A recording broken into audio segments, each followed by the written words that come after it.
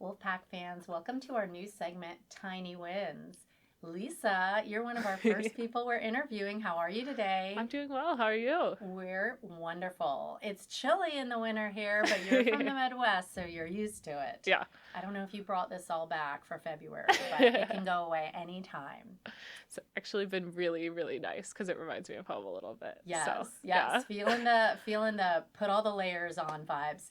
So Lisa Sebastian, listeners, is a first year PhD student in electrical engineering, and we're going to get into these questions about small things that happen. They're these victories that propel you forward and change your life. It's not always about getting that dissertation, which everyone focuses on, but it's the little things along the way. So would you start off, maybe before we get into all the things about Tiny Wins, just a little about you and what brought you to NC State? Yeah, so I'm Lisa.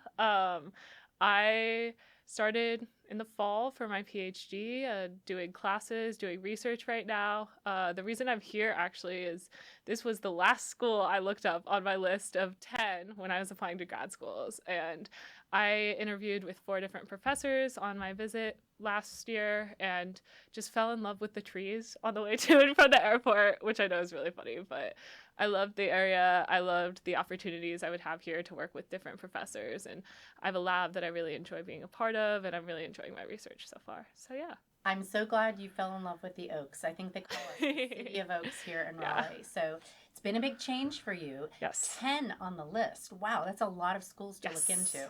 Yes. So I visited about 3 of them and got into 5 or 6. So it was a narrowing down process, but once I came here, it was like suddenly the decision was just made. So, yeah. Fantastic. Yeah. So, moving into your second semester, a little reflection time. Maybe you can share a little bit about a challenge you faced in your first semester that maybe seemed invisible to other people, but felt heavy to you at the time. Yeah, I think honestly, one of the biggest things was just navigating the first semester because I didn't expect it to be as big of a change as it was. And when I first started, it was like trying to figure out what to do with my time almost the first month, like trying to figure out how to integrate myself into the lab, trying to figure out like classes were a little slower at that point, right? And just trying to figure out how to get out what I needed to with that first couple of months. And then when I came back, actually, from the holiday break, I had a similar thing where I was like, okay, I'm starting the next phase of my project. How do I actually get things together to like move forward? So, Yeah, yeah. the big transition period where everything is new. Did you know anybody coming here? I did not actually. Yeah. Yeah. And So, so, how do you manage your day? Like, you wake up and you're like, what do I do all day? yeah. So, walk through a little bit more about the messy middle of that and how that was discomfort, but also how it evolved. Yeah, so I think a lot of the hardest part was just that first couple of weeks being like, okay, I have a desk, I have an office, I have some literature I can look at, but past that, like, in going to classes and stuff, what does my day look like, right? And kind of getting into a routine for me was super important. I'm someone who really enjoys working out, so making sure running was a part of my evenings or going to the gym, like, that's something that I try to do like 4 or 5 days a week and include that move in some way. I think also my roommate, we didn't know each other before I moved down here, but she is a technical communications student and she's been awesome. And just like having someone to kind of explore the area with, because we definitely did a lot of that in the beginning. And then what I'd say was really helpful is we actually have daily 8:30 meetings for a group I'm a part of, and that was really helpful at the beginning to hear what everyone else was doing and to kind of be like, okay, here are my goals for the day, and kind of have a daily touch point. That was something that I still love. So That is fantastic. You got in your rhythm almost like you found your people, and sometimes that takes a little bit of adjusting to. And then you've got your movement routine happening, you've got your meetings, so you're kind of in the groove now. What do you think would be something you wouldn't necessarily put on the CV, but for you in your heart, you're really proud that you accomplished in that time, that tiny win? let's see. I think a tiny win would definitely be the moment I submitted some fellowship applications in the fall. I submitted for both the NDSEG and then the NSF GRFP. And both of those, my advisor was super helpful, working super closely with me. And I had some other people give feedback as well. But just being able to hit that submit button after working so hard on those was like, okay, we'll see what happens. And maybe it will go on the CV someday. Who knows? But That's right. But you got it submitted. yeah. And so even whatever happens, the fact that you put yourself out there, I'm so glad that you identified that. And we don't get everything we try to get. No. There are some rejections, like you mentioned, applying to several schools you didn't get into. Yeah. And that's kind of part of, I think, this human experience, the ups and downs. So as you reflect on that, what would you say you learned about yourself from this whole adjustment first semester and even second semester, and then getting this fellowship application? What's something new about you that you've discovered? I think I realized I was a little bit more timid in reaching out to people than I remembered. My undergrad was a small engineering university, and by the time I graduated, like, not to say I lived in my professor's offices, but they were super accessible all the time. It was like go to office hours. I had like a core group around me. I had a lot of mentors, and just kind of starting over from that, I was like, oh, like this isn't kind of a built-in support system anymore. I'm going to have to put a little more effort forth. And I think I learned a little bit more about how to navigate that and how you can almost ask, or you can, if people reach out to you, then you can like kind of cultivate that relationship and how important that is and putting in that effort rather than just expecting it to happen seamlessly. Yeah, being from a smaller school where everything was kind of there mapped out for you, Yeah. and then you get here and it's that whole big fish and, Yeah. small pond, whatever the analogy is. You were that at the beginning. Now it's like, woo, it's an ocean, and there's lots of really smart people here.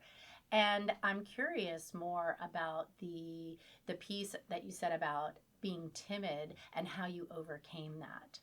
Yeah, I mean, I think a lot of it is sometimes you just have to send that first email or that first message, or just second guessing myself so much sometimes. Like if I was emailing my PI or someone I was working with, I'm like, okay, it doesn't have to be perfect. Like I'm here to learn. I can't expect myself to understand everything the first day. And getting over that hump that's like, I'm here, I've been accepted, I'm now going to like learn throughout my program. Like that's hard to like go from somewhere where you're super comfortable with making mistakes to somewhere where you feel like you almost have to be perfect to begin with. So I think it was just getting over that hump of perfectionism a little bit with the people I'm around. I'm glad you touched on that, Lisa. And you're part of a group which is Smooth Sailing, Yes. which is a support group for PhDs, and we've touched on that a few times. So a little more about that. Let's kind of go under that layer of that perfectionism. How did it affect you before you learned more about what it was, and how are you processing not doing everything perfect now? I mean, I think the biggest thing is just, especially with like sending emails or prepping slides or something like that, it's like, I don't need to go over it 5 times, right? At the end of the day, we're all going to mess stuff up. I actually had, I messed up an equation for one of my slides this morning in a meeting I was in, and it was like, oh, I'm going to point that out to you and you're going to fix it and we'll move on. It's like, it's not this big deal that I've built up in my head, right? Not everyone is just analyzing your every move, even though that's what you think is happening. And honestly, if you're sending an email, they're probably going to look at it for like 2-3 seconds anyway, get the gist of it and move on, respond, come find you, you know, that sort of thing. So just realizing that, for lack of a better term, it's almost like how I'm putting myself out there isn't every other single person's top priority. Like, and realizing that, yes, it's important to present myself well, but at the same time, I do not have to be perfect at all. It's okay. None of us are, and just the progress is what we're looking towards. And when we find ourselves, I know I'm guilty of this too, is just kind of catastrophizing, like you said, the equation mistake, and then, oh my goodness, they're going to think that I don't belong here and that I don't care about this work and that I'm not smart enough. Yeah. What do you say to yourself when you feel that creeping in? I think a lot of it is honestly looking at some of my prior experiences, realizing some success I've had. I actually was working on a project part of my research back in January this year, and I had something that I had come up with as a solution to a problem that no one else had really suggested because of some of my prior knowledge. So it's realizing that even though I maybe don't have that equation right, maybe I bring something else to the table that wasn't thought about. I like that. So, as we wrapped up this conversation, I really enjoyed hearing your thoughts on it. For a grad student that's listening right now, what would be that pearl of wisdom or piece of advice, something honest you could say to them that you wish you knew maybe 6 months ago? One of the things I think is that it takes time to start over to develop a new community, especially if you're not from the Raleigh/Triangle area. Um, and just takes time even to acclimate to what research you're doing, what classes you're taking, all of that. And it's not going to be an instant thing. And you're going to have to be okay with that. You're going to have to be okay with failing along the way and growing. And that's super important. Yes, it takes time. Give yourself a little grace. Exactly. Yeah. So nice to talk with you. Thank you, Lisa. Thank you.